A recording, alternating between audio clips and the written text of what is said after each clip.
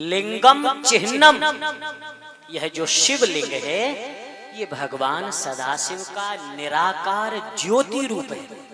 देखो भोलेनाथ कितने कृपालु हैं। यदि हम निराकार ध्यान करें जिसका कोई आकार ही नहीं है तो बताओ उसे ध्यान में कैसे लाएंगे, हम क्या उसका ध्यान करेंगे। तब भगवान सदाशिव ने अपने उस निराकार रूप को ही शिवलिंग के रूप में प्रकट किया है। कैसे किया, क्यों किया, क्या परिस्थिति बनी, ये श्री वेद व्यास जी महाराज सुनाते हैं। सब लोग बोलेंगे भावते जय सिया राम। एक बार की बात है, पुरा कल्पे महाकाले प्रपन्ने लोक विश्रुते अयोध्येता महात्मानौ ब्रह्म विष्णु परस्परं। एक पुराने किसी कल्प की बात है। प्राचीन कल्प में भगवान नारायण और भगवान ब्रह्मा जी में बहस हो गई। किस बात को लेके कि अहम श्रेष्ठ, अहम श्रेष्ठ, मैं श्रेष्ठ हूं, मैं श्रेष्ठ। ब्रह्मा जी बोले सुनो, इस दुनिया को बनाने वाले तो हम हैं, यदि हम ही नहीं बनाते तो तुम पालन किसका करते। भगवान नारायण ने कहा अच्छा, हम पालन नहीं करते तो तुम बना के भी क्या कर लेते। दोनों में बहस होने लगी और वह बहस कब युद्ध का रूप ले गई पता भी नहीं चला। भगवान अपनी गणों को लेकर के युद्ध करने लगे, ब्रह्मा जी भी लड़ने लगे। देवताओं ने जाकर के भगवान भोलेनाथ से प्रार्थना की, भोलेनाथ आप सृष्टि के विधाता और देखिए आज आप प्रधान देव ब्रह्मा और विष्णु आपस में झगड़ रहे हैं, तो मेरे बंधुओं उसी क्षण उस युद्ध के मैदान में एक बड़ी दिव्य ज्योति प्रकट हुई एकदम से। ऐसी दिव्य ज्योति जिसका न आदि है और न अंत है। भगवान सदाशिव ने कहा कि ब्रह्मा जी और विष्णु जी आप दोनों मेरे प्रिय हैं, आप दोनों में श्रेष्ठ कौन है इसका निर्णय आप स्वयं करेंगे। कैसे? बोले कि जो व्यक्ति इस ज्योति का ओर या छोर पता कर लेगा वही तुम दोनों में श्रेष्ठ होगा। दोनों जाइए, एक व्यक्ति ऊपर और एक व्यक्ति नीचे। मेरे बंधुओं माताओं, श्री ब्रह्मा जी महाराज ऊपर को चले। जितनी मन की गति होती है इतनी तीव्र द्रुत गति से श्री ब्रह्मा जी महाराज आकाश की तरफ अनंत भागे और भगवान नारायण नीचे पाताल की तरफ। ब्रह्मा जी चलते गए, लेकिन कुछ ही समय में भगवान श्री विष्णु को अपनी गलती का बोध हो गया। सोचने लगे अरे जिन सदाशिव का ना आदि है ना अंत है, मैं उनका खोजने आया हूं। नहीं, ये तो मुझसे अपराध हो गया। अपने प्रभु के प्रति ये मेरी अश्रद्धा हो गई, अपने भगवान के प्रति, अपने इष्ट के प्रति, अपने ईश्वर के प्रति यह मेरी अश्रद्धा हो गई। बोलो जय सिया राम। और वहां से पुनः लौट आए, आगे नहीं गए।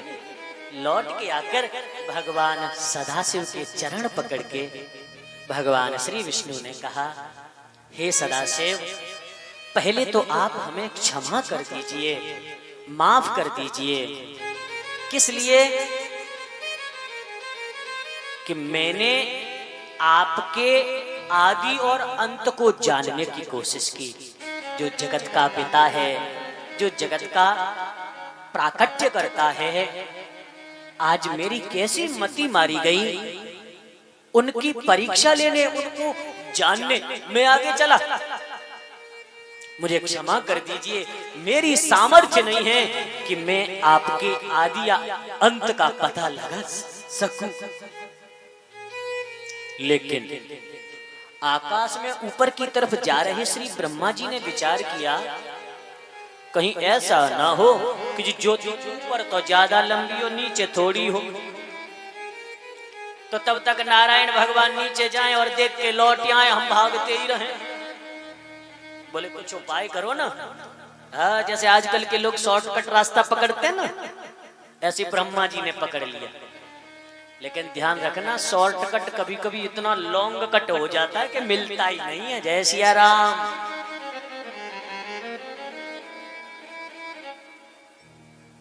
ब्रह्मा जी ने विचार किया, कोई दो गवाह तैयार कर लें तो बात बन जाए। मैया बात है ना करो, काम बन जाए। वहां पे देखा गाय खड़ी है। गाय से कहा, हे गौ माता, यदि तुम भोलेनाथ के सामने ये गवाही दे दो कि मैंने इस ज्योति का और देखा है। बोले क्यों? तो मैं तुम्हें सर्व पूज्य बना दूंगा। वैसे तो तुम्हारा रोम रोम पवित्र है, लेकिन फिर भी मैं तुम्हें सर्व पूज्य, दुनिया में सबसे ज्यादा पूजनीय बना दूंगा। तो गाय माता ने झूठ बोलना स्वीकार कर लिया और देखा कोई और मिल जाए भाई। तो एक केतकी का पुष्प दिखा। केतकी के पुष्प से कहा, भैया क्या आप सदाशिव के सामने ये कह सकते हैं कि हमने इस ज्योति का छोर देखा? क्यों? बोली कि देखो तुम सुंदर हो, लेकिन तुम्हारे अंदर सुगंध नहीं है। मैं तुम्हें आशीर्वाद दूंगा, वरदान दूंगा और तुम्हें सुगंध ही प्राप्त हो जाएगी। दो झूठे गवाह तैयार करके और ब्रह्मा जी आ गए। जैसे पहले से भगवान नारायण को हाथ जोड़े खड़े देखा, सोचने लगे, अरे राम राम, ये तो वही हो गया जो हम सोच रहे थे। पास पहुंचे, आंखों में आंसू भरे हुए भगवान नारायण को स्तुति करते जब देखा, ब्रह्मा जी समझ गए शायद कुछ बचा है।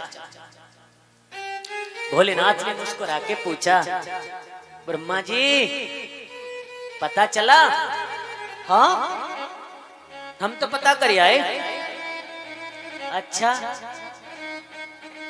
हम कैसे माने? बोले हम उसके लिए प्रत्यक्ष दर्शी भी लाए हैं जिन्होंने हमें देखा है। अच्छा, गाय को और केतकी को दोनों को बुलाया। आओ भैया। गैया मैया ने कही, हाँ महाराज, केतकी का फूल उस ज्योति के ऊपर ही रखा था, वहीं से उतार के लाए हैं। इतना सुनते ही भगवान सदाशिव को क्रोध आ गया और बोले, अरे तुम सृष्टि के विधाता हो, सृष्टि के प्रथम देव हो और अपनी पूजा कराने के लिए असत्य बोलते हो। क्या इसी असत्य का संसार में प्रचार करोगे? तुम ये भूल गए कि मैं कपट करने जा रहा हूं सदाशिव से। उसी समय ब्रह्मा जी को श्राप दिया कि हे ब्राह्मण, आज से मैं तुम्हें श्राप देता हूं कि पृथ्वी पर तुम्हारी पूजा अर्चना कोई नहीं करेगा, कभी नहीं होगी।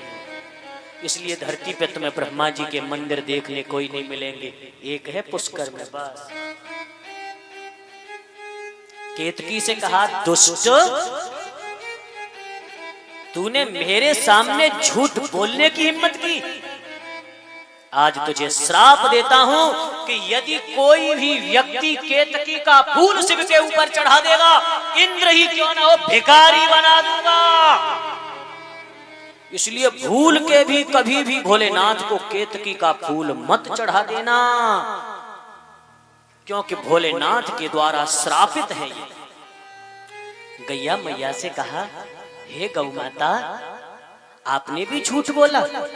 आप सर्व पूज्य, देव पूज्य होने के बाद भी और पूजा की इच्छा, तृष्णा, लालसा आप देवताओं में भी इतनी है। मैं श्राप देता हूं कि सर्व पूज्य होने के बाद भी कलयुग में तुम्हें इसी मुंह से विष्ठा तक खानी पड़ जाएगी। इसीलिए आज गाय की बुरी दशा हम सब देख रहे हैं। मेरे बंधुओं, इनको श्राप देकर तीनों को, और अब मेरे इस करुणा के अवतार भगवान सदाशिव घूमे मुड़े और हाथ जोड़कर आंखों से आंसू बहा रहे भगवान नारायण को देखा।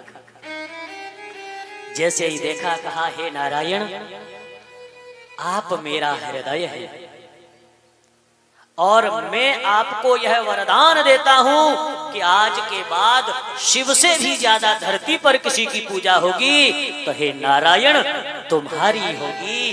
राम के रूप में, कृष्ण के रूप में जन जन में तुम बस जाओगे, जन जन के हृदय में तुम्हारा निवास होगा। हर गांव गली मोहल्ले तुम्हारे मंदिर होंगे, हर व्यक्ति तुम्हारी पूजा करेगा, सारी दुनिया तुम्हारी भक्ति करेगी, तुम्हारा गुण गाएगी और संसार के तुम पालन करता होगे। मेरे बंधुओं, जैसे यह सुना अब ब्रह्मा जी रोने लगे। मुझसे बहुत बड़ी गलती हो गई, मुझसे बहुत बड़ा अपराध हुआ, चरणों में माथा पटक दिया, हे भोलेनाथ मुझे क्षमा कर दो। मेरे बंधुओं, तब भगवान सदाशिव ने कहा कि यह ज्योति जिस क्षेत्र में पैदा हुई है उसे अरुणाचल कहते हैं। जो अरुणाचल प्रदेश है ना, अरुणाचल प्रदेश भगवान शिव की उस दिव्य ज्योति का प्राकट्य स्थान माना गया है शिव महापुराण के अनुसार। और उसी समय उस दिव्य ज्योति को ऐसे भगवान भोलेनाथ ने ऐसे छोटा कर दिया जो शिवलिंग कहलाया। जो आप शिवलिंग देखते हैं, पूजा करते हैं, ये भगवान सदाशिव का ज्योति रूप है। वह और विष्णु के निर्णय के लिए उन्होंने प्रकट किया था। कहा कि यह मेरा शिवलिंग ज्योति रूप है और जो व्यक्ति, जो मनुष्य, चाहे देवता, गंधर्व, किन्नर, नाग, यक्ष, सृष्टि में जो भी है, यदि शिवलिंग की उपासना करेंगे, आराधना करेंगे तो उन्हें धर्म, अर्थ, काम, मोक्ष चारों पुरुषार्थ की प्राप्ति होगी। उनके जीवन में कोई कमी नहीं रहेगी। भगवान भोलेनाथ का आशीर्वाद है।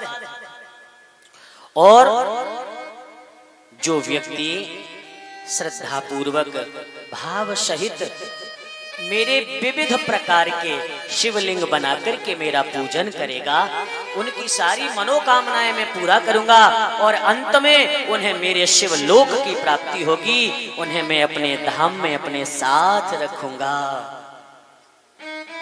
मेरे बंधुओं, माताओं, ध्यान से समझ लेना कि यह शिवलिंग कोई अंग विशेष नहीं है, बल्कि लिंगम चिह्नम, यह उन परमात्मा के दिव्य उस तेज रूप का प्रतिद्योतक है और हमारे कल्याण के लिए भगवान शिव ने इन्हें यहाँ स्थापित किया है।